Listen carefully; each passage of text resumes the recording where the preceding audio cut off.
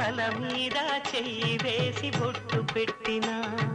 తాళి బొట్టు మెడను కట్టి బొట్టు పెట్టినా,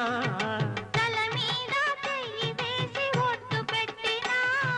తాళి బొట్టు మెడను కట్టి బొట్టు పెట్టినా,